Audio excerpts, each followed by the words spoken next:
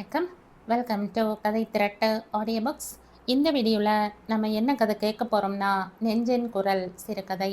நம்ம சேனலை இது வரைக்கும் சப்ஸ்கிரைப் பண்ணாதவங்க சப்ஸ்கிரைப் பண்ணுங்கள். பக்கத்தில் இருக்கிற பெல் ஐகானை கிளிக் பண்ணி ஆல்ங்கிற ஆப்ஷனை ப்ரெஸ் பண்ணுங்கள். ஸோ தட் நான் போடுற கதைகளை உடனுக்குடனே நீங்கள் கேட்கலாம். வாங்க கதைக்குள்ளே போகலாம். டாக்டர் தம் பரிசோதனை குழாயை நிஜார் பையில் அடைத்து கொண்டே பேசாமல் திருப்பக்கம் போனார். வைத்தியநாதனும் அவர் கூடவே வந்து அவர் காரில் ஏறின பிறகு காரின் கதவின் மீது சாய்ந்து நின்று மெதுவான குரலில் கவலையோடு கேட்டான். அம்மாவுக்கு உள்ளூர ஏதாவது வியாதி இருக்குமோ? எக்ஸ்ரே எடுக்க வேண்டுமா? டாக்டர் வேகமாக தலையை அசைத்தார். வியாதி ஒன்றுமே இல்லை, கண் பார்வை இழந்தது தவிர சரீரத்தில் வேறு ஒன்றும் கோளாறு இருப்பதாக தெரியவில்லை. ஆனால் உடல் பலம் குறைந்து கொண்டே வருகிறது, அதுதான் யோசிக்கிறேன். கண் கூடாக தெரிகிறது. அம்மா மெலிந்து கொண்டே வருவது. வாயை திறந்து வலி என்றோ தூக்கம் இல்லை என்றோ ஒன்றுமே சொல்லவில்லை. கவலையாக இருக்கிறது டாக்டர். ஒரு நிமிஷம் கூட நிற்காமல் வேலை செய்தவள் இப்பொழுது இப்படி படுக்கையோடு படுக்கையாக கிடப்பது. பார்ப்போம் என்று சுருக்கமாக பதில் தந்துவிட்டு டாக்டர் காரை கிளப்பினார். என் மனைவி கவுஹாத்திக்கு போக வேண்டும் என்கிறாள். திரும்பி வர 2 மாதமாகும். அதற்குள். டாக்டர் சிரித்தார். என் மனசுக்கு எட்டினவரை ஒரு பயமும் இல்லை. ஆண்டவன் எண்ணம் நமக்கு தெரியாதே. அவர் போய்விட்டார். வைத்தியநாதன் யோசனையில் ஆழ்ந்தபடியே உள்ளே வந்தான். தாயின் படுக்கையடியில் போய் அமர்ந்து கொண்டான். என்னடா, உனக்கு என்ன செய்கிறது? ஒன்றுமே இல்லையே அப்பா. தூங்கினாயோ? ஓ, தூக்கம் பசி எதுவும் குறைவில்லை. உனக்கு நாழியாகவில்லை. மணி 9 அடித்து விட்டதே. காவேரி பள்ளிக்கூடம் போய்விட்டாளா? குழந்தைகள்? காவேரிக்கு நேற்று முதல் பள்ளிக்கூட விடுமுறை ஆரம்பித்து விட்டதே. குழந்தை மஞ்சுவுக்கு பள்ளிக்கூடம். மாதவன் மட்டும் கிரிக்கெட் விளையாட போய்விட்டான். வைத்தியநாதன் சற்று நேரம் தாயை பார்த்து கொண்டிருந்து விட்டு எழுந்து சாப்பிட போனான். வைத்தியநாதனின் தாய் மீனாட்சி சுவர் பக்கமாக திரும்பி படுத்து கொண்டாள். சற்றைக்கெல்லாம் மெதுவாக எழுந்து சுவர் பக்கமாக தடவி தன் கோலை எடுத்துக்கொண்டு பின்புறமாக சுவரை பிடித்தபடியே மெதுவாக நடந்தாள். அவள் சமையல் கட்டை தாண்டும் போது வைத்தியநாதன் சாப்பிட்டு கொண்டே பேசுவது கேட்டது. அவள் மெதுவாக காலை தேய்த்து தேய்த்து கோலை ஊன்றிக்கொண்டு நடந்தாள். பழக்கப்பட்டதனால் தடுமாறாமல் நடந்து சென்றாள். கொல்லைப்புறத்து இடைக்கழியை கடக்கும் போதுதான் அது நடந்தது. வழக்கத்துக்கு விரோதமாக அங்கு ஒரு பெரிய பித்தளை அடுக்கு வைத்திருந்தது. எதிர்பாராமல் அதில் முட்டிக்கொண்டு மீனா தடால் என்ற சத்தத்துடன் கீழே விழுந்து விட்டாள். கோல் கையை விட்டு தெரித்து எதிர் சுவரில் முட்டியது. பாத்திரம் உருண்டு உருண்டு ஓடியது. இந்த பெரிய ஓசையை கேட்டு வைத்தியநாதன் எச்சில் கையோடு ஓடி வந்தான். கையை கழுவிக்கொண்டு தாயை எழுப்பிவிட்டான். இங்கே எதற்கு இந்த அடுக்கு? கண் தெரியாதவள் போகிற வழியில் வைத்து என்று உறக்க இறைய ஆரம்பித்தான். கட்டாதேடா, நான் கோலை தட்டி பார்த்திருக்க வேண்டும் என்று ஈனமான குரலில் தாய் சொன்னதை கேட்கவில்லை அவன். சமையற்கார அம்மாள், வேலைக்காரி, மனைவி, மக்கள் எல்லோரையும் ஒரு வட்டம் திட்டிவிட்டுத்தான் நின்றான். அவன் மனைவி காவேரி தன் மாமியாரை பிடித்து கொல்லைப்புறம் அழைத்து போய் திரும்பி படுக்கையில் கொண்டு விட்டு தன் வேலையை கவனிக்கப் போனாள். வைத்தியநாதன் தாயின் அருகில் வந்து அமர்ந்து கொண்டான். மீனாட்சியின் உடல் எல்லாம் நடுங்கிக் கொண்டே இருந்தது. இதமாக தடவி கொடுத்தான் மகன். சற்று கழித்து அங்கு வந்த காவேரி அவன் அமர்ந்திருப்பதை பார்த்து, ஆபீஸ்க்கு நேரமாகவில்லை என்று கேட்டாள். ஆகட்டும், நான் போவதில்லை என்ற முறைப்பாக பதில் தந்துவிட்டு கணவன் என்னவோ முணுமுணுத்தான். எத்தனை நாள் ரஜா போட்டுவிட்டு உட்கார்ந்து உங்கள் அம்மாவை காப்பாற்றப் போகிறீர்கள் என்று வெடுக்கென்று கேட்டுவிட்டாள் காவேரி. கொல்வதை உங்கள் கையில் விடாமல் நானே செய்யலாம் என்று தீர்மானித்து விட்டேன். குருடனுக்கு விட்ட இடத்தில் பகை என்பது சரியாகத்தான் இருக்கிறது. வீட்டையும் பார்த்து கொண்டு பள்ளிக்கூடத்திலேயே மாரடித்து விட்டு வந்து மீதி போதில் சிஸ்ரூஷை செய்ததற்கு நீங்கள் இதுவா சொல்வீர்கள்? என் தலை விதி அது. பெற்ற பெண் இளம் குழந்தையும் தானுமாக கவுஹாத்தி போகிறாள். கூட போய் குடித்தனம் வைத்துவிட்டு 2 மாதம் இருப்போமா என்றால் முடிவதில்லை. இன்னும் எப்படித்தான் என் ஆசைகளை அடக்கி என் சௌகரியத்தை குறைத்து கொண்டு பணிவிடை செய்ய முடியுமா? படபடவென்று பொறிந்து தள்ளினாள் மனைவி. வாயை அடக்கு. என் அம்மாவுக்காக நீ இங்கே இருக்க வேண்டாம். உன் பெண்ணோடு பேஷாக போய்க்கொள் என்றான் வைத்தியநாதன். போய்விடுவேன் அப்புறம் என்று பயமுறுத்தினாள் காவேரி. இன்றைக்கே போ.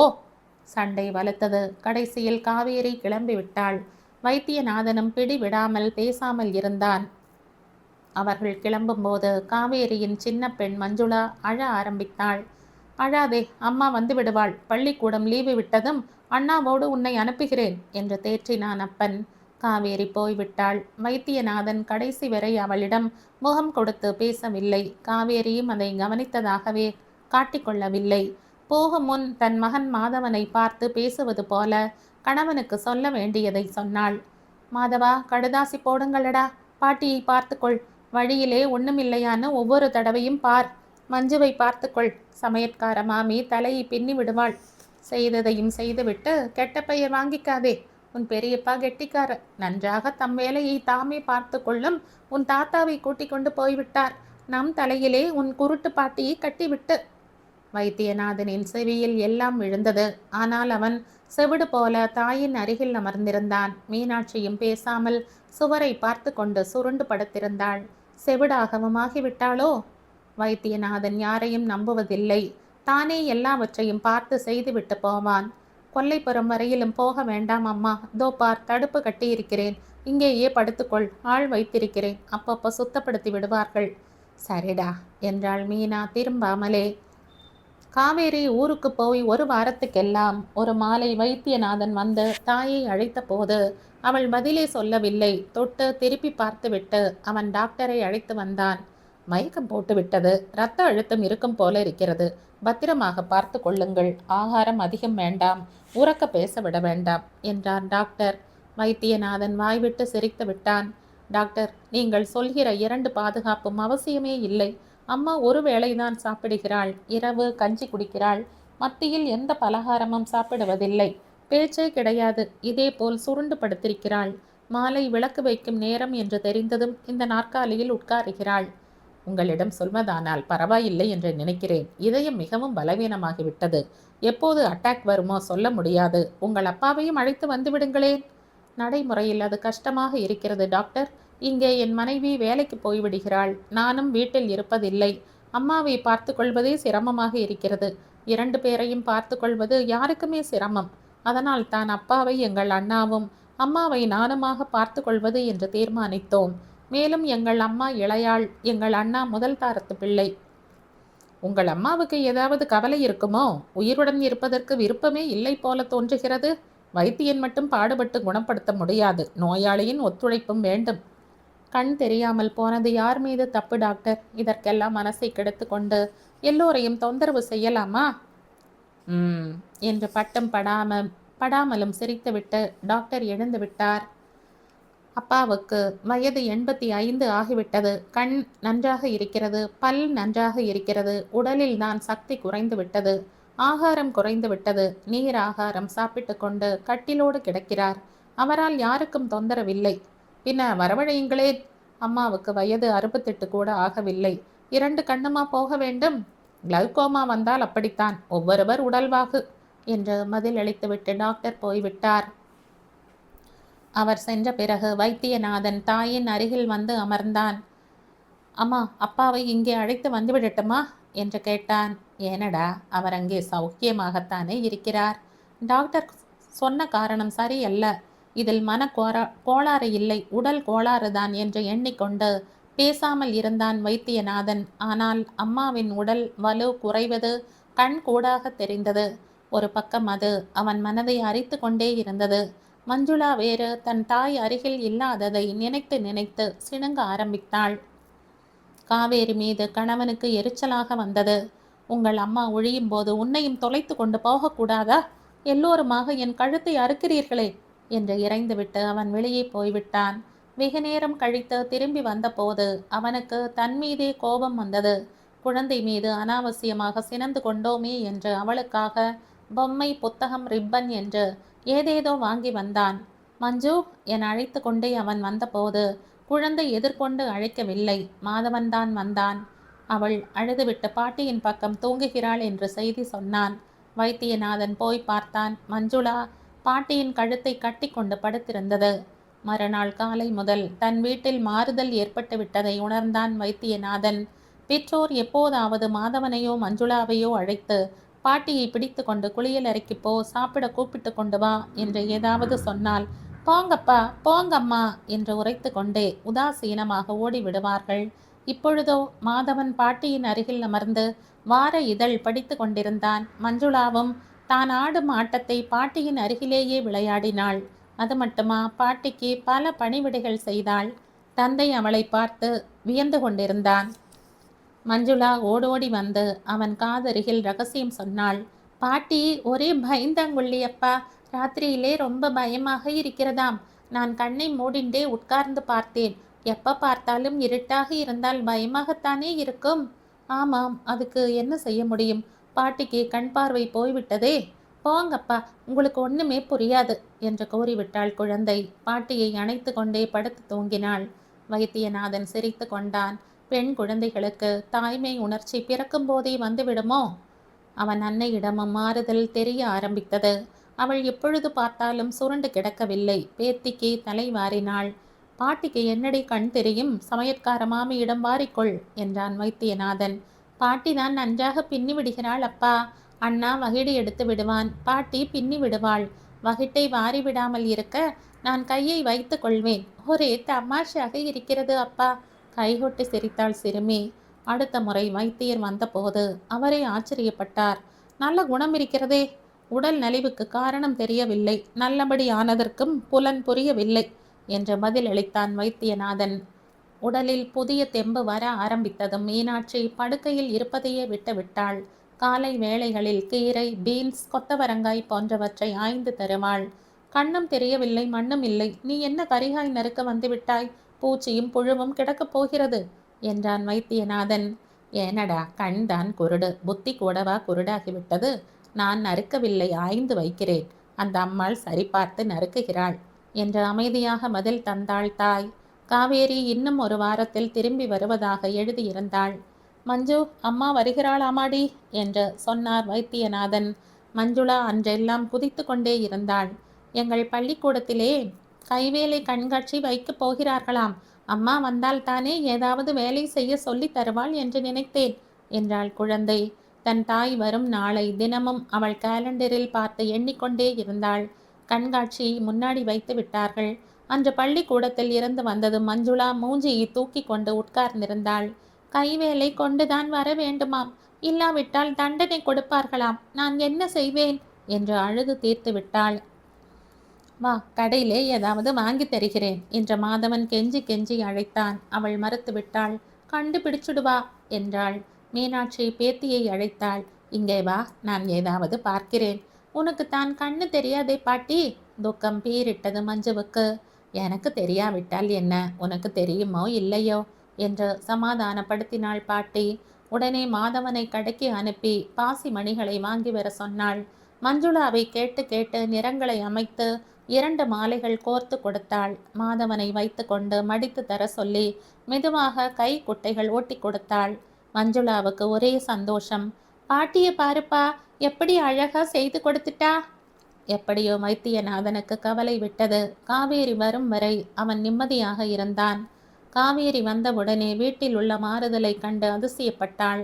அலங்கோலமாக இருக்கும் என்று நினைத்திருந்த இடத்தில் துப்புரவாக இருந்தது வீடு. மாதவன் பொறுப்பாக வீட்டை ஒட்டடை அடித்து வைத்திருந்தான். குழந்தை மஞ்சுளா மெலிந்து வாடியிருப்பாள் என்று நினைத்தாள். அம்மா வந்ததும் ஓடோடி வராமல் பாட்டிக்கு என்னவோ பணிவிடை செய்துவிட்டு மெதுவாக வந்து நின்றது மகவு.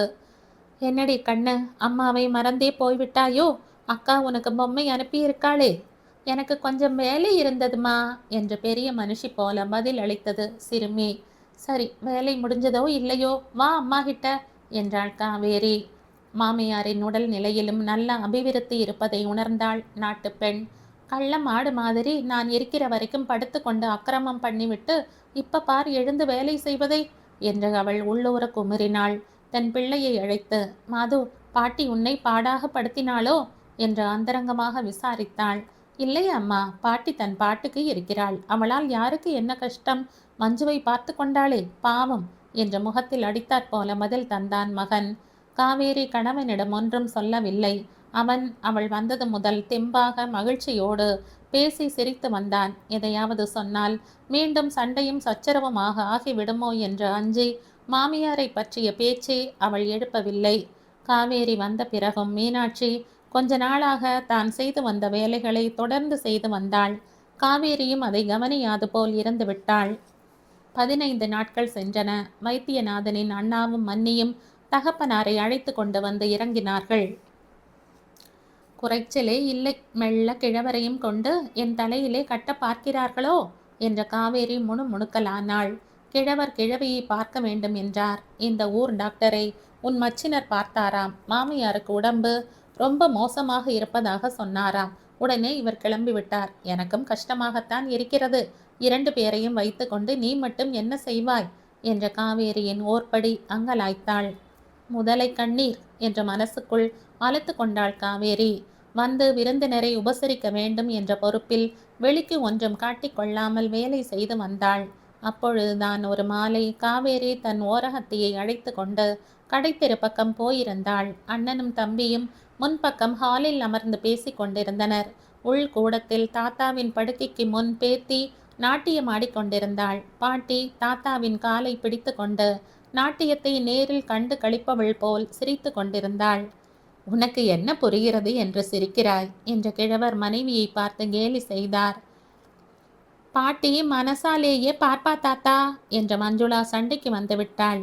அடி சக்கை என்ற கைகொட்டி சிரித்தான் மாதவன். உனக்கு கண்ணோ தெரியவில்லை. உனக்கு ஒருத்தர் ஒத்தாசை செய்ய வேண்டியிருக்க நீ என்ன எனக்கு கால் பிடிக்கிறது என்ற பெரியவர் மனைவியை பார்த்து கேலி செய்தார். நீங்களுமா அந்த பல்லவியை பாட வேண்டும்? கண்ணுதான் குருடு, கைக்கு என்னவாம்? கால் பிடித்தால் உங்களுக்கு இதமாக இருக்குமே என்று பிடித்தேன். சரி, வேண்டாம் என்றால் வேண்டாமே. பாட்டி, நீ என்னை பார், நான் தாயே யசோதா ஆடட்டுமா? சொல் பாட்டி என்றாள் மஞ்சுளா. ஆமாண்டி கண்ணே, இவர்களோடு என்ன, நீ ஆடு என்றாள் மீனாட்சி. குழந்தை ஆடினாள். பாட்டி மனசோடு பார்த்து மகிழ்ந்து கொண்டே இருந்தாள். காலை பிடித்து கொண்டே பார்க்க கூடாதா என்றார் கிழவர். நீங்கள் தானே தாத்தா பாட்டியை என்று மாதவன் பேசி முடிப்பதற்குள் மீனாட்சி மலர்ந்த முகத்துடன் திரும்பி கையை தூக்கி கணவன் கால் மீது வைத்தாளோ இல்லையோ, ராமா ராமா என்ற 2 குரல் கொடுத்துவிட்டு விழுந்து விட்டாள். வைத்தியநாதன் உடனே டாக்டரிடம் ஓடினான். அவர் வருவதற்குள் மீனாட்சி இறைவனடி சேர்ந்து விட்டாள். காவேரியும் மூத்தவளும் வீடு திரும்புவதற்குள் வீடு வேறு விதமாகிவிட்டது. டாக்டர், அம்மா நன்றாக இருந்தாள். உடம்பும் தேறி இருந்தது, உள்ளமும் தெம்பாக இருந்தது. குழந்தைகளுடன் பேசிக்கொண்டு இருந்த போதே வைத்தியநாதனால் மேலே பேச முடியவில்லை. நம் கையில் ஒன்றும் இல்லை வைத்தி. நீங்கள் அப்பாவை வரவழைத்தது நல்லதாயிற்று. நீங்கள் தான் சொன்னீர்களாம். ஆமாம், அப்பொழுது எனக்கு அவ்வளவு நம்பிக்கை இல்லை. உங்கள் குடும்ப விவகாரமும் தெரியவில்லை. அண்ணாவிடம் கேட்க நீங்கள் தாட்சண்யப்படுகிறீர்களோ என்று நினைத்து நானே அவரிடம் எட்ட விட்டேன். மன்னிக்கணும். ஆனால் வெண்ணெய் திரண்டு வரும்போது தாழி உடைந்தது போல ஆச்சரியமாக இருக்கிறதே. வைத்தியநாதன் சொன்னதையே சொன்னான். எனக்கு ஒரு ஆச்சரியமும் இல்லை என்ற பெரியவர் நிதானமாக பதில் தந்தார். என்னப்பா சொல்கிறீர்கள் என்ற ஆச்சரியம் மிக கேட்டான் மகன். ஆமாமடா, அவளுடன் நானும் 50 வருஷத்துக்கு மேலே வாழ்ந்து விட்டேனே. அவள் மிகவும் சங்கோஜி. கண் போனவுடன் மிகவும் நொந்து போய்விட்டாள். தன்னால் மற்றவர்களுக்கு சிரமம் என்று மனம் குன்றி விட்டாள். தான் உயிருடன் இருப்பதே மற்றவர்களுக்கு உபத்திரவம் என்று மனம் கூம்பி விட்டாள். அவள் உடல் நலிந்து கொண்டே வந்தது. நாங்களும் அவளை எவ்வளவோ நன்றாகத்தான் பார்த்து கொண்டோம் என்றான் வைத்தியநாதன். ஆமாண்டா, யார் இல்லை என்றார்கள்? தான் இனி யாருக்காகவும் வாழ வேண்டாம் என்று தோன்றிவிட்டது அவளுக்கு. நான் பக்கத்தில் இருந்தாலும் எனக்காக கொஞ்சம் தெம்பை வரவழைத்திருப்பாள். அதுவும் இல்லாமல் என்னை அனுப்பிவிட்டீர்கள். உங்கள் நலனுக்காகத்தானே அப்பா என்ற பெரிய பிள்ளை கேட்டான். உங்களை குற்றம் சொல்ல வரவில்லையடா. ஒவ்வொரு நெஞ்சிலும் ஒவ்வொரு சமயத்தில் ஒரு குரல் கிளம்பும். அதை புரிந்து கொள்ளக்கூடிய அதே சுருதியோடு இணைந்த செவிக்குத்தான் அது கேட்கும். உலகத்தில் அது சுலப சாத்தியம் அல்ல. அம்மாதான் முக்கியம் என்று நானே பார்த்து கொள்வேன். கடைசியில் வைத்தியநாதனின் குரல் கோபத்துடன் ஒலித்தது. சாந்தமாகவே தொடர்ந்தார் தந்தை. எனக்கு தெரிந்த மாதிரி உங்களுக்கு தெரியாது அவளை. அவள் மிகவும் நுட்பமான மனம் உடையவள். எப்படியும் எங்களால் உங்கள் யாருக்கும் தொந்தரவு இருக்கக்கூடாது என்று இருவரும் சம்மதித்துத்தான் பிரிந்தோம். ஆனால் நெஞ்சை பொறுத்த விஷயம் அவ்வளவு எளிதாக கூறு போட்டு தீர்த்துவிட முடியாதடா. அம்மா ஊரில் இல்லாத போது மஞ்சுவை பாட்டிதான் பார்த்து கொண்டாள். உடம்பும் தேறிவிட்டது என்றான் மாதவன். நான் தான் பாட்டியை பார்த்து கொண்டேனாக்கும். நான் இல்லைனா பாட்டிக்கு பயமாக இருந்ததாமே. இனிமேல் எனக்கு யார் கதை சொல்லுவா? யார் மாலை கோத்து கொடுப்பா? மஞ்சுளா விக்கி விக்கி அழுது விட்டாள். குழந்தையின் அழுகுரல் கேட்டுத்தான் மற்றவர்களுக்கு மீனாட்சியின் மறைவின் விவரம் ஓரளவு எட்டியது. ஏதோ ஒரு பிரச்சனையை விவாதித்து கொண்டிருந்தவர்கள் விவகாரத்தை கவனிக்க ஆரம்பித்தனர். பாரேண்டா, நான் சொன்னது சரியாகி விட்டது பார். குழந்தை மஞ்சு அம்மாவை பிரிந்து தவித்தாள். அவள் நெஞ்சில் எழும்பிய குரல் மீனாவின் தாய் உள்ளத்துக்கு கேட்டது. சுருண்டு படுத்து கிடந்தவள் எழுந்து உட்கார்ந்தாள். தான் உயிரோடு இருப்பதற்கு ஒரு தேவை ஏற்பட்டது. குழந்தைக்காக வாழ ஆரம்பித்தாள். உடல் தேறியது. எல்லாம் சரிதான் என்று இடைமறித்தான் வைத்தியநாதன். நாளுக்கு நாள் மெலிந்து வந்த நாளில் எல்லாம் போகாத அம்மா இப்ப திடீரென்று உயிரை விடுவானேன்? உங்களுக்கு இவ்வளவு தெரிந்திருந்தும் ஒரு பேச்சு சொல்லக்கூடாதா அப்பா? இப்ப நான் என்ன சொல்லி அம்மாவை அனுசரிக்க முடியும்? அப்பொழுது நான் சொல்லி இருந்தால் உங்களுக்கு புரிந்திராது. உங்கள் சௌகரியத்தை புரிந்து கொள்ளாமல் கிழங்கள் தொல்லை கொடுப்பதாக நினைத்திருப்பீர்கள். அவளுக்கு கண் போகாமல் இருந்திருந்தால் இவ்வளவும் நேர்ந்திராது. அவள் தன் போக்கில் இருந்திருப்பாள்.